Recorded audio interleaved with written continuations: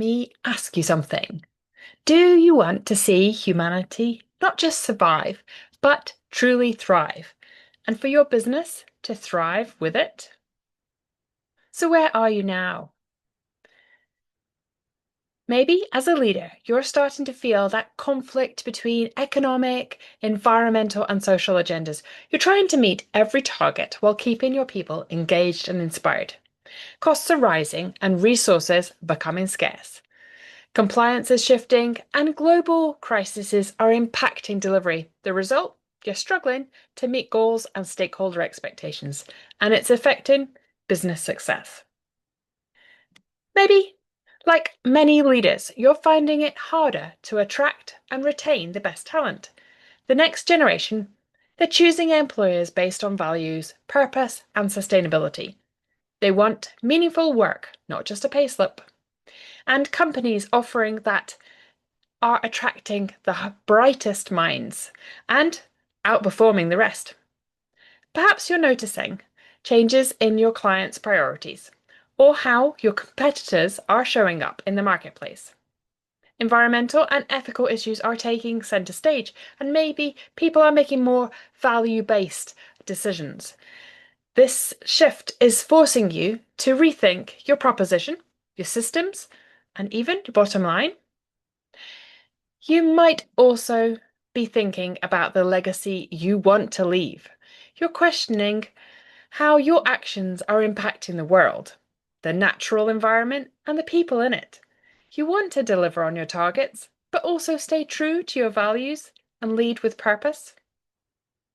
So, where do you want to be? Visualize your next boardroom. The room is energized. The strategy is clear. The team are aligned. It's financially strong, purpose-driven, and future-ready.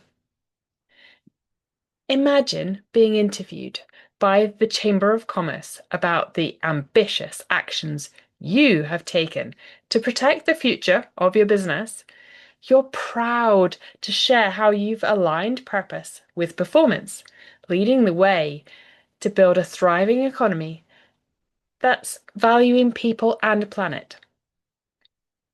Picture a time when everything feels connected. Your short-term plans align with your long-term vision. Your stakeholders, employees, suppliers, and community are all see the relevance in your strategy. You're leading with integrity, and your business is thriving by doing good. And one day, when you're sitting with your grandchildren on that unpolluted beach, you can tell them with pride how your leadership helped to create a better world for them to grow up in. So, if this is where you are and this is where you'd like to be, how do you get there? I believe you get there by incorporating regenerative mindset into your leadership. By putting purpose at the center of operations, you position your business to thrive, strengthen relationships, and build a culture of continuous improvement that includes environmental and social priorities. A regenerative mindset helps you to do good while doing well, propelling your business towards a future that is profitable and impactful. So, why is a regenerative mindset important? We're living in a time when choices we make as leaders will define the future of our planet, our people, and our prosperity. The science is clear. The Intergovernmental Panel on Climate Change warns that rapid and sustained reduction in greenhouse gas emissions is essential. Governments are responding with legislation like the Climate Change Act and global commitments like the 30 by 30 biodiversity target, pledging to protect 30% of the planet's land and ocean by 2030. But it's organisations like yours that will deliver the real change. As leaders, you have the power to accelerate action. You also have a duty to protect the organisation's long-term success. You need to stay compliant, competitive, credible. The regenerative mindset helps you to lead that transformation, embedding planet-positive behaviour that future-proof your business.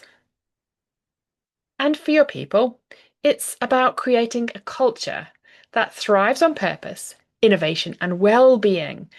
Regenerative leadership brings that to life, aligning your team around a shared mission that inspires and sustains them. Leadership itself is evolving. The most successful leaders today are those who are going beyond profit, placing purpose at the heart of every decision. They're building a culture of alignment, innovation, and engagement. And in doing this, they're creating a business that's profitable and purposeful. And the media is also shining a light on those who fail to act. Even when operating within legal boundaries, businesses that cause harm to ecosystems are facing reputation damage in an increasingly critical society. The message is clear: doing nothing is no longer neutral. So, why is now the right time? Right now, we're at a tipping point. The world is facing instability, inequality, and resource scarcity. Yet we also have an unprecedented opportunity. The World Economic Forum calls this the intelligent age, a time when technology and human purpose can come together to elevate humanity. The question is, will we use it to regenerate or to repeat the mistakes of the past? Never before have so many leaders experienced what I'm calling a purpose epiphany. The world is changing fast. There's fragile supply chains, rising stress levels, and shifting expectations. And people everywhere are seeking connection and meaning in their work. Every business, large or small, has a role to play. Small and medium enterprises make up 99% of the UK economy, which means that the collective effort of leaders, like you, will shape the path forward. It's leaders in positions today that can create momentum for change, inspire others to act, and use their influence to accelerate this transformation. And the good news is that the tools and technologies already exist, from green tech to decarbonize our industries to AI that optimizes logistics or reducing waste. The potential for rapid progress is here. What's needed now is the mindset to use them, a regenerative mindset that aligns purpose, people, and performance to build a thriving future. So the question becomes, how do you actually lead this transformation? How do you move from awareness to action, from knowing what needs to change to embedding it in the DNA of your organization? That's exactly where my positive impact compass comes in. It's a framework I use to guide business leaders through their change journey, helping them grow and create fundamental shifts in leadership mindset and organization vision. The compass takes you on a journey from information to incorporation, helping you see that wider interconnectedness that underpins both life and business. It's made up of 6 modules that build on each other, so the core principles become woven into leadership mindset and strategy.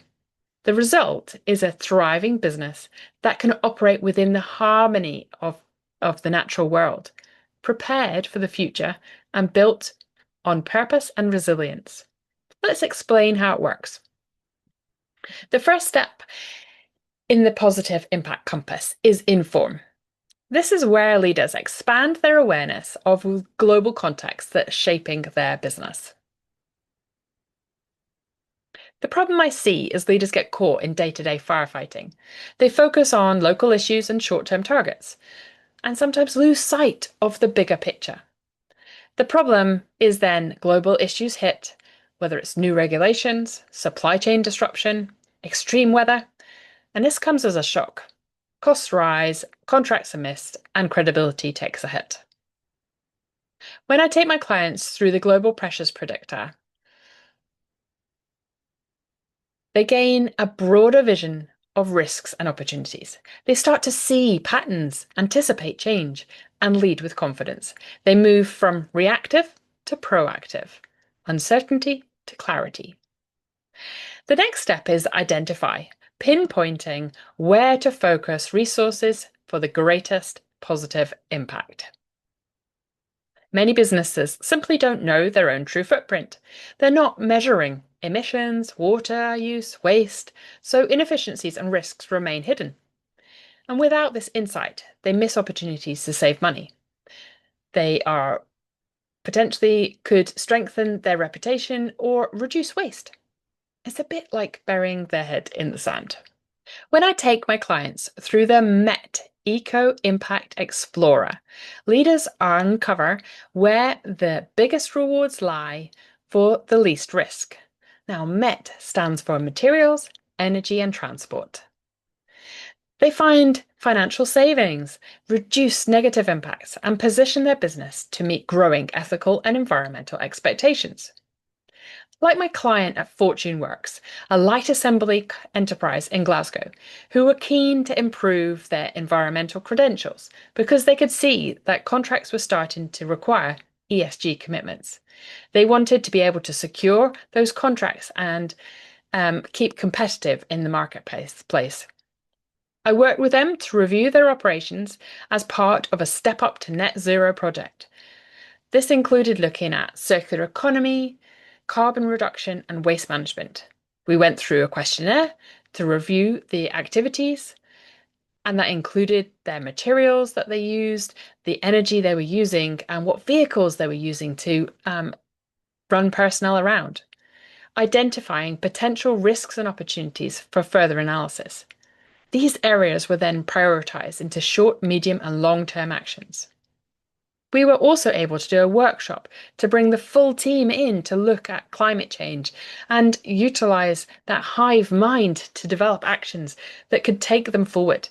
This really meant that the team were on board with driving behavior change. Next, in the positive impact compass, we move into insulate, protecting the business from external shocks.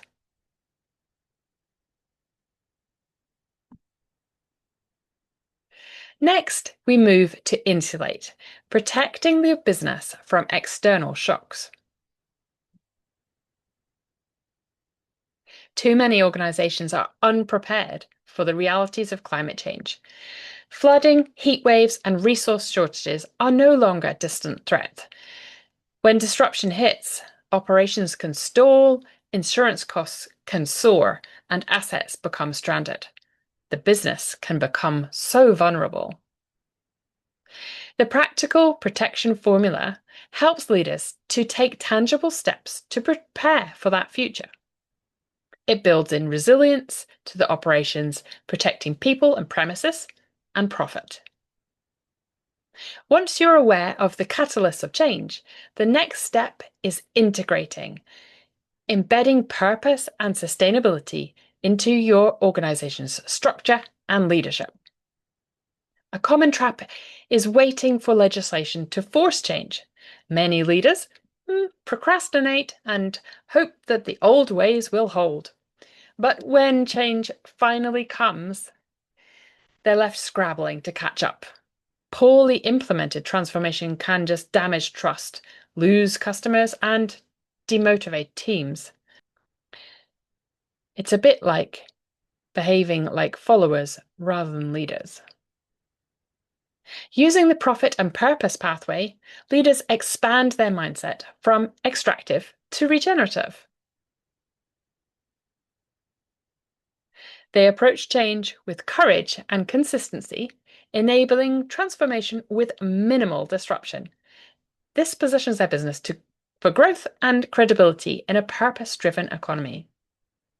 The fifth step is involve, bringing the right stakeholders into the conversation. Many change initiatives fail because leaders try to go it alone. Without engagement, resistance builds and progress stalls. This can lead to accusations of greenwashing, distrust, or even reputational damage. Employees disengage and suppliers lose confidence, and the community questions your authenticity. The advantage of the WiseWeb SIPS template, which includes strategy, inclusion, psychology, and skills, Incorporate the tools and strategy for organizational change. Bringing people along the journey. It strengthens relationships, builds trust, and ensures transformation is both human and effective. When I worked with Susan from a local members organisation, she wasn't aware of the human reactions to change and was meeting some resistance when attempting to incorporate it in her workplace. We worked together to understand the psychology behind change, from fear responses to systemic change transition, and the ways to support smoother adaptation. It was like a light bulb moment of understanding. Supporting others through that change journey can really make the difference between resistance and delay or successful incorporation. Finally, we reach implementation, turning vision into action. For many leaders, the scale of change can feel overwhelming. The urgency is rising, but the path forward seems unclear. This leads to paralysis, missed targets, and deepening divisions between the goals and the reality. When I take leaders through the Spine Action Accelerator Toolkit, which includes stories, pledge, innovation, network, and emergence, this helps leaders to gain momentum, make commitments, and stay resilient. It turns intention into impact, creating a business that operates in harmony with the natural world, one that delivers clarity, achievement, and pride. So by now, you can probably see that leading regeneratively isn't just about doing the right thing for the planet, it's about building a business that's resilient, relevant, and ready for the future. And that's exactly what I help leaders to do through the Planet Positive Engineering Program, PPE. Because as engineers, you'll all know we need the right PPE. Over the next 6 months, I'm opening up spaces for just 10 forward-thinking leaders who are ready to take this journey, to move from awareness to action and embed regeneration into the heart of their business strategy. This program is delivered through a blend of group and individual coaching, with implementation built in so you can apply the learning directly to your organization. You'll take part in in-person, immersive sessions designed to create deep, transformative change. You won't be doing this alone. You'll be joining a community of change makers and thought leaders who are shaping the future of business. People who, like you, are ready to lead with purpose and courage. But this isn't for everyone. Planet Positive Engineering Program is designed for leaders who are serious about creating meaningful change, who want to future-proof their organization, and who are ready to take bold, values-led action. This is a unique experience. As a practitioner of the Institute of Environmental Management, a founding member of the Climate Fresk UK entity, a facilitator in Climate Fresk, a certified carbon literate facilitator, and a fellow of the RSA. I've worked with Glasgow Chamber of Commerce on the Step Up to Net Zero project, supporting 11 SMEs. I've spoken for RBS and at the Retrain Expo in London with other sustainability professionals to help SME leaders on this journey of change. The first stage is to complete the questionnaire. You'll find near this webinar, which takes you through some simple questions to identify if the Planet Positive Engineering Program would be a good fit. If it looks like the program would be suitable, someone from the team will be in touch within 7 days of your submission. But for now, we encourage you to be curious, take action, and share with others.